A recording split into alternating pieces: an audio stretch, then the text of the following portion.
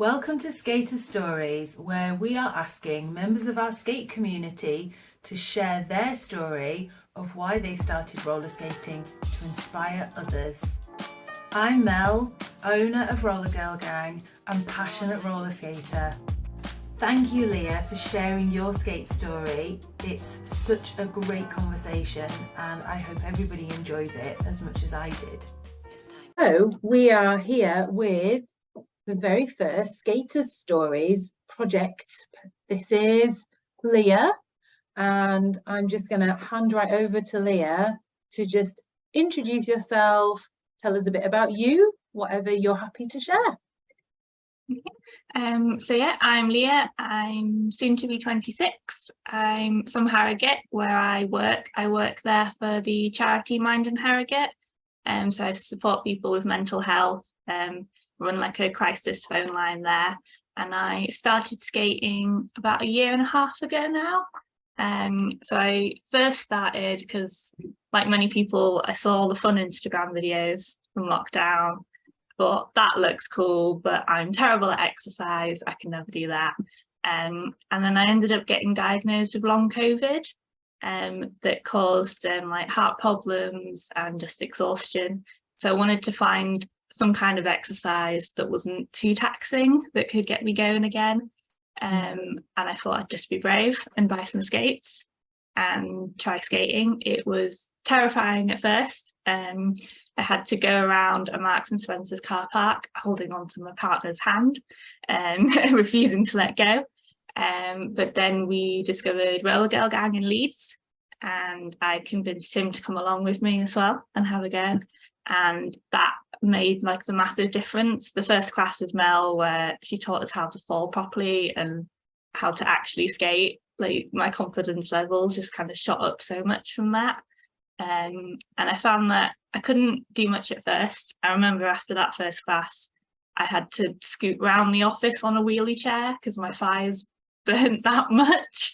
I think all of like the falling down and then picking yourself back up again. So I took a bit of a rest week after that. But kind of slowly I've just been able to build myself up. I have like good and bad weeks with my physical health. There's some weeks where I just feel that exhausted, I can't do anything. But I feel like the good thing with skating is there's never any pressure. Like if you go for a run, once you're out, you've got to run all that way back home again. Whereas with skating, I'm quite lucky. I've got a nice long house with wood floors that I can just roll up my rugs and say, okay, I'll just do it for 10 minutes and see how I feel. And normally I enjoy it that much. I think, oh, I'll just do another 10 minutes and then it's an hour later. Wow. What a journey. And yeah, great alternative to running. Yeah. Have you ever tried running? I tried it when I was younger and just really hated it. Yeah, so I discovered roller skating and dancing is my kind of exercise. Yeah. Obviously combine the two as possible as well, which is quite fun. Yeah, and I don't know, it just is more fun, like you said, when you looked it up and you kind of noticed people skating through lockdown, it just looks fun. Yeah, it doesn't feel like exercise. Yeah, I know what you mean. So that's like, I think that's a story that so many people will really resonate with, like especially the beginning. Like it's so, the fear of falling over, it's like it's almost really tangible, that because you're just almost paralyzed and you can't relax and you're like this, like I know I'm going to fall, because everyone says you're going to fall, and when it happens I'm so scared of how much it's going to hurt. Have you had any bad falls? I haven't, no. I think I've definitely tripped a few times, but I've kind of, because you've taught us how to fall, I've been able to like lean forward and save myself kind of, and it's always a bit of like a, oh gosh moment, but no, it is. If I know how to fall safely, I'll be okay kind of. And plus if you're sensible and you like wear knee pads and wear wrist guards, then you kind of slide on the floor a little bit more instead Which of is quite stick to the fun to floor. practice as well, just sliding along the floor. Very true. That is good fun to practice. But no, that's good. This is going to make people think that this is like an advert for Roller Girl Gang, and it really isn't. So, oh no, that's really good. And like, you're so, I think, so compassionate with yourself about how you build up the time. And that's like, I think that's a thing, maybe it comes from your work background as well, because I think that's something that a lot of people really struggle with is like, well, I'm going to put my skates on and then I must practice for at least 3/4 of an hour to an hour. Whereas by saying, well, I'm going to give myself 10 minutes. Have you found that that approach is like you say, it's just kind of built up over time? Yeah.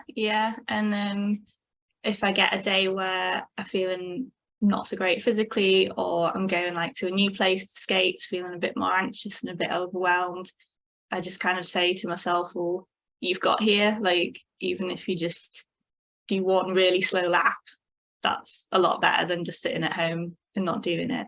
And not Yeah. only got over that one lap and that first fear, then you feel a little bit better and you think, oh, I can do another one. And then soon an hour's gone by and Mel's on the microphone saying it's time to go home. And you're like, oh, where did that happen go? Yeah, wherever you go. I mean, like, I'm doing a little cheer for you inside, being like, yes. And yeah, just like, I think that, thank you, Leah. I think that's such a powerful thing to share, just about being that person and giving yourself that permission to do it at your pace. That's definitely the most important thing. And it means that you'll keep doing it. So now you've been skating for 1.5 years. Yeah. Yeah. It doesn't seem that long really. It seems quite new. But yeah, but exciting. Yeah, and it's just like part of my routine and my life now, that I've noticed that if I haven't done it for a bit, I do feel like my well-being not quite so good, feel a bit down and a bit restless kind of. So again, that's helpful. Like, it's an exercise you can do wherever. Like, I can come home from work, and if it's been a bad day, I can just put some skates on and like do some dance moves in the kitchen, and even if it's only 10 minutes, it can make a big difference. Oh, thank you, Leah. Thank you for sharing that. So in like the why you started skating, or do you think that that's changed now? Like, why you started, it kind of looked fun, but why do you still keep skating now? I definitely think it's changed, yeah. I think I still keep skating for my mental health now, to be honest, which was kind of surprising. When I was so anxious starting it, it was kind of like, it's making me not more anxious doing it. But that feeling of like fighting through that anxiety, and then that, yeah, I did it feeling just feels so good, kind of. And it's kind of like, at the same time, it's something you've got to concentrate and work on, but it's also kind of quite mindful. I found it like just skating around slowly, just quite flowy almost. Yeah. You don't think about anything else, you just have to listen to the music that's going on and think about where your feet are going, and no other worries or anything else that's going on in life can bother you then. Yes, that's so good. And like, when you're skating around, do you have like skate goals? Is there stuff that you're thinking, I must nail this move? Or do you have like, how do you work on making progress? Because you've made a lot of progress in 18 months. A bit of both. Like, there's definitely things I want to learn. So at the moment I'm trying to do dips and spins. So I've got them in my head as like a goal to work towards, but I don't have a timeline on it or anything, and I just practice it a little bit each time I do it. And I find it quite helpful to film myself, because in your head it doesn't feel like you're doing much, but when you look back at videos from a few months ago, you can see how far you've come. And especially with like the spins, I don't do that every time, because part of the long COVID is making you feel dizzy, so not quite good for spinning. So if that day's not a spin day and I just want to go up and down, I don't put any pressure on, kind of, because it's only for me that I'm trying to learn the things, just to have that accomplishment. Like I'm not going to be a famous Instagram skater. Like I don't need to keep up with anything or skate every single day. It's just what I want to do and what I feel comfortable with. That's such a healthy way to view roller skating. Like it's a tool that you can use to help you manage your mental health and your physical health and enjoyment, and a hobby and something that you can do with other people. And that's like, what a great way to use it, rather than be driven from an external source and kind of be thinking, oh, I must do this because this is like the latest trend that everyone's doing.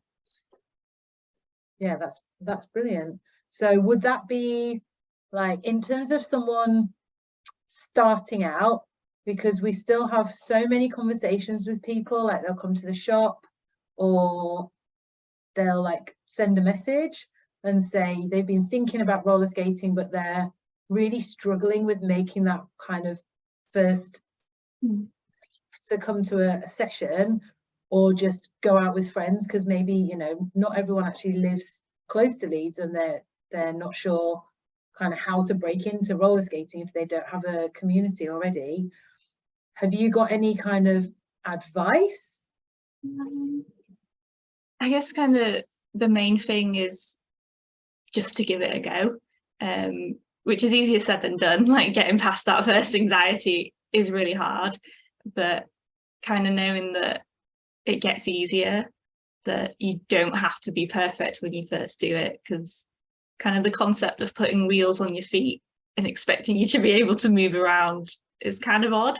So if you've never done it before, it is going to be really weird. Like there's no other like kind of movement we do in life that is like skating. Kind of like running, we're used to walking so you can run, but skating you have to change your balance and your weight and everything.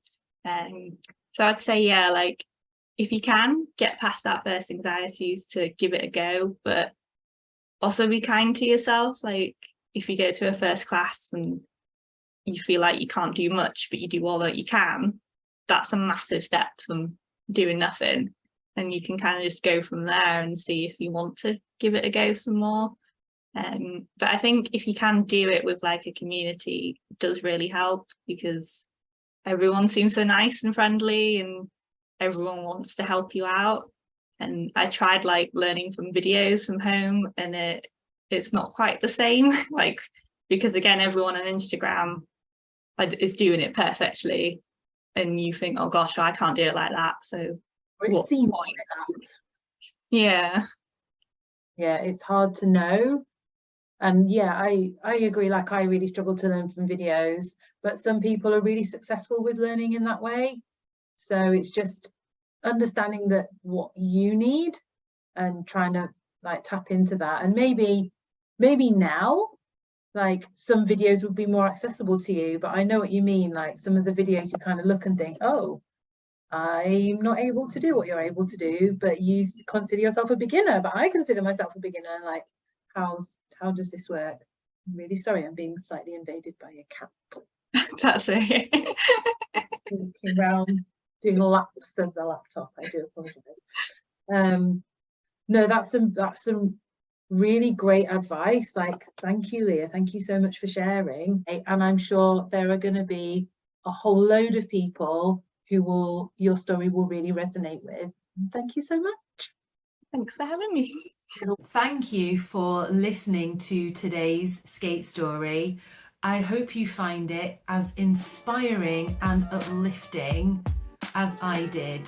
Can't wait for the next one. Time.